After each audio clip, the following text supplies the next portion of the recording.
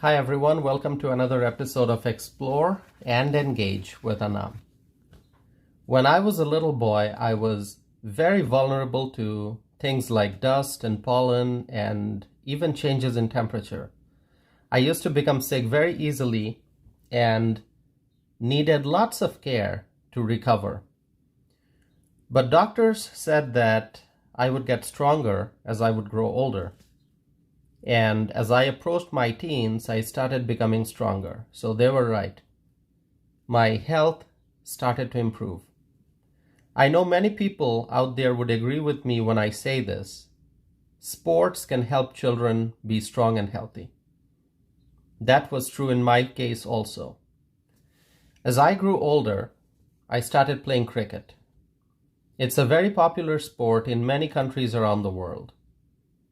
Cricket originated in the United Kingdom, and, well, sadly, I don't know the exact history of cricket, but the sport has evolved over the years and is now played in many countries, several of which are former British colonies. In Bangladesh, where I grew up, cricket is tremendously popular. You could say that it's the number one sport in Bangladesh. I remember when Bangladesh got the test status for the first time, the test status, which is a very big status for a fairly new or emerging national team such as Bangladesh at the time. I loved playing cricket as a young boy. From batting to bowling and fielding, I thoroughly enjoyed every aspect of cricket. It's not just a sport, but I think bowling and spin bowling in particular is an art. I was always a huge fan of leg spin. And if you don't know what it is, if you're not familiar with cricket, I recommend you check out some leg spin bowling videos on the internet.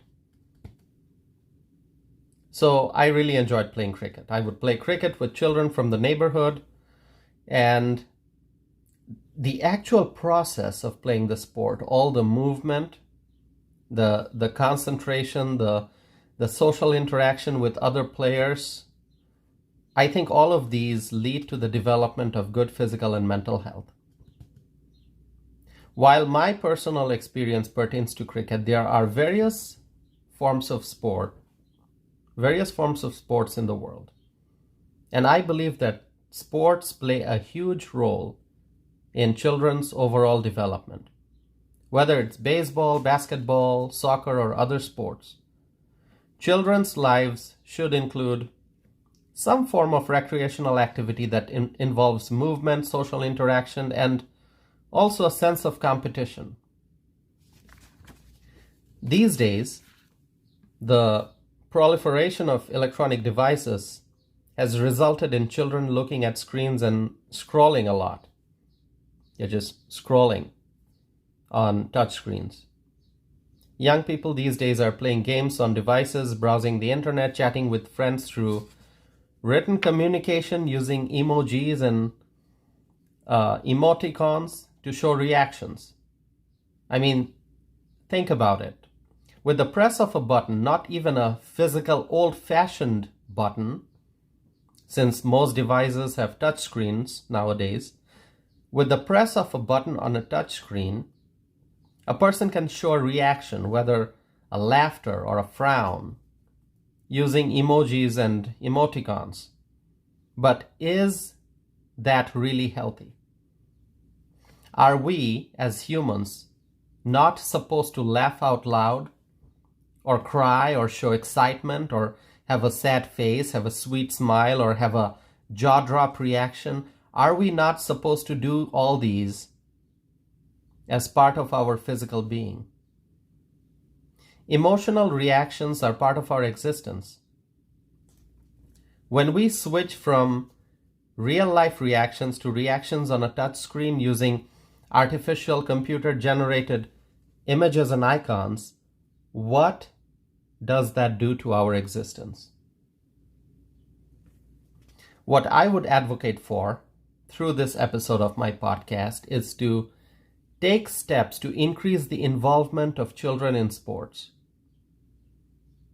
Through sports, let kids develop leadership qualities and allow them to learn teamwork.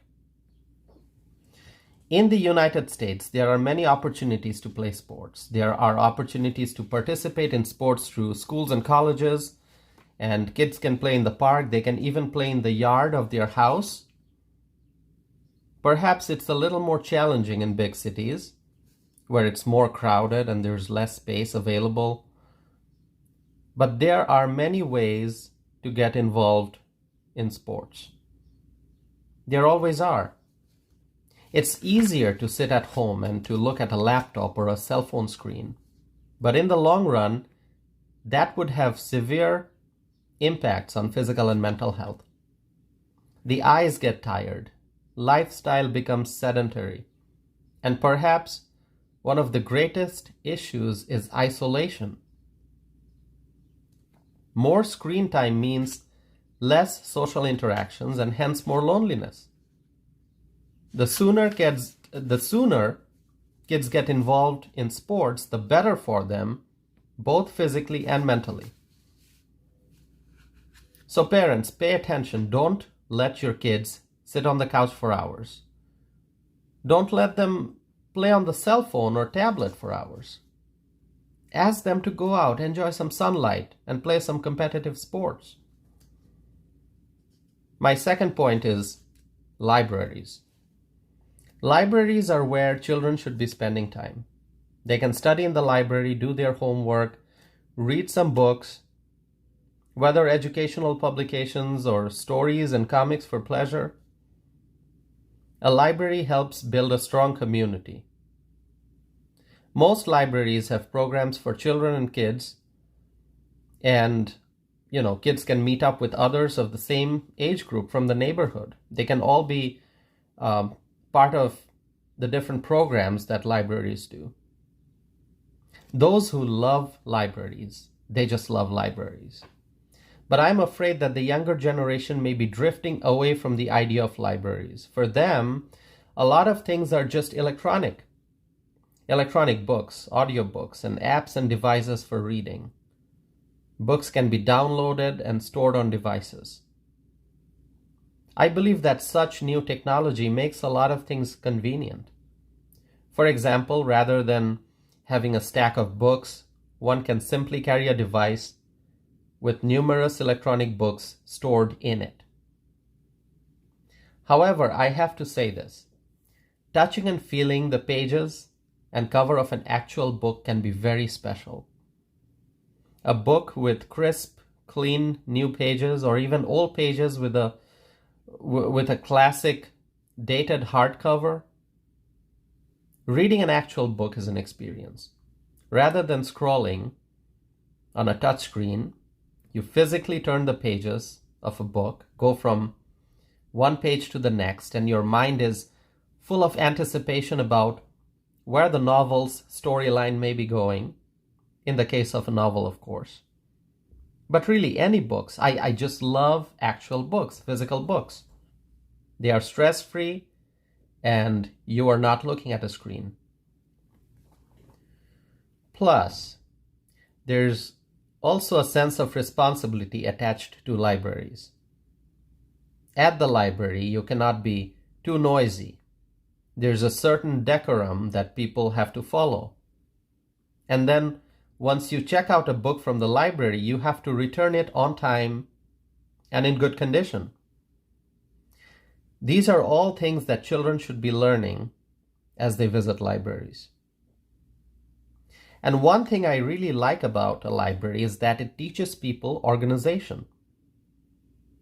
Books are organized by categories in alphabetical order, so it takes a certain level of patience to find a book. You're not doing a keyword or name search on a computer and downloading a book on your phone.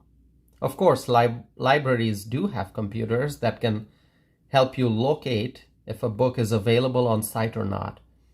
But there's still a certain level of effort that people will have to invest in search of a book, and and to actually go and physically grab it from the shelf. So kids are really better off spending time at libraries and learning discipline. Now, parents, I know that it can be time-consuming sometimes to take your children to the library and keep them under supervision, but it is essential that kids be in a good learning environment. The things that they learn and see in their childhood will help them in the future.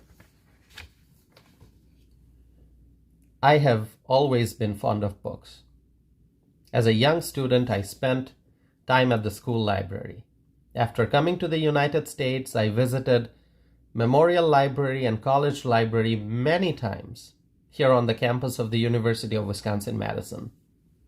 I checked out books as well as movies from the libraries. And, I really miss those days. There's one thing I want to mention. I may sound like I am looking to go back in the past, but I have to talk about this. People used to watch movies on DVDs. They still do. But now there's a shift towards streaming online. You can stream movies online without having to touch a DVD. DVDs still do exist, but how long before these are completely gone? For example, CDs. A lot of new cars do not have CD players anymore because people are connecting their phones to the vehicles and playing music from the phone. CDs now are old-fashioned.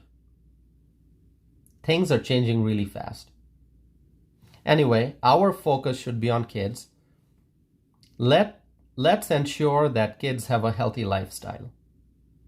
Sports and libraries are just two aspects of a healthy lifestyle. And honestly, my discussion on library was pretty broad. What I really mean to say is that kids should have a reading habit, and actual books may be helping them more than electronic devices. But there's much more that we need to talk about. For example, a healthy diet. There are way too many snacks in this world.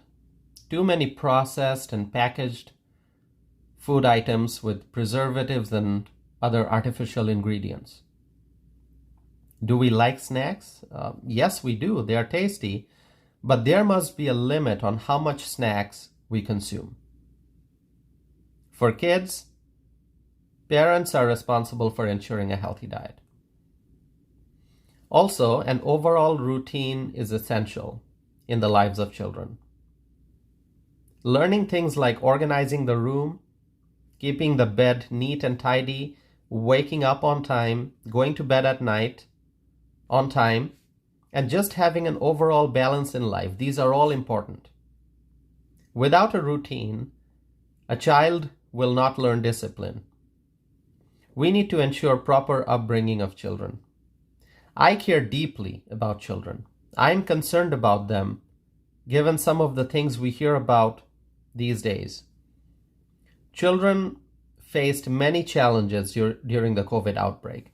Classes did not take place in person in many places around the country, and children spent a lot of time in front of screens. Computer screens, laptop screens, phone screens. Many libraries were closed and only had pick-up, drop-off service. Children's sporting events did not take place, and many sporting events that did take place, we saw kids having to wear masks while playing, even when outdoor. None of these are good for their long-term physical and mental health.